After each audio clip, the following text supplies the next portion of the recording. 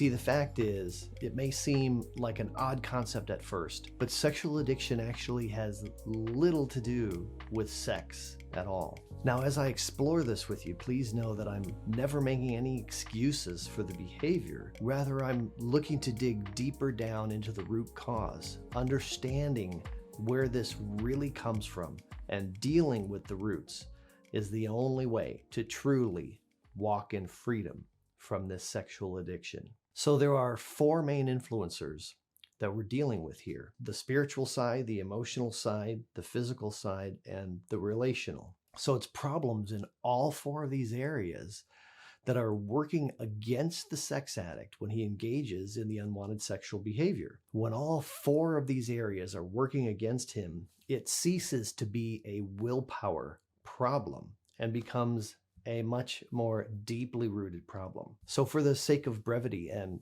this stage of your journey and where you're at, I'd like to just touch on a few points of each of these four areas to give you some examples. So in the spiritual category, temptation comes from the enemy of our soul, whose job is to steal, kill, and destroy. Well, there are also sinful patterns that are passed on from generation to generation that are in this spiritual category that need to be dealt with and stopped. Now, there are two main areas in the physical category.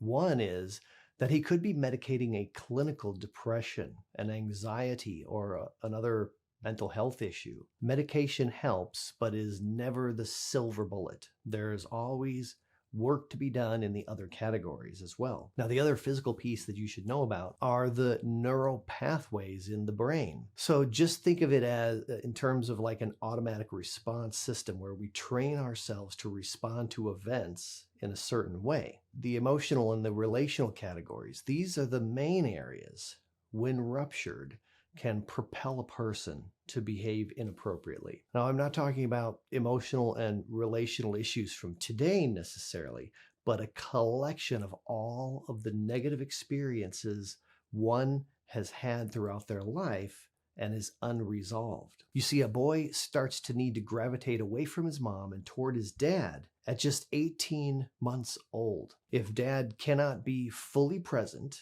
and begin engaging with his son, the rupture begins right there. Emotional and relational wounds begin. Issues with siblings and peers, like bullies and such, cause additional ruptures. Any other traumatic events like physical or sexual abuse, being screamed at, and so on. Traumatic events cause a person to stall out in the area of emotional maturity at the age where it happens. And then you see the temptation comes and he starts to engage in the inappropriate sexual behavior, and he begins to rely on that behavior to cope with whatever it is that he's experienced. And then anything in his adult life that reminds him of the traumatic event, it triggers the original feelings of that event and every event like it. Then there's how he's trained himself to respond with the unwanted sexual behavior.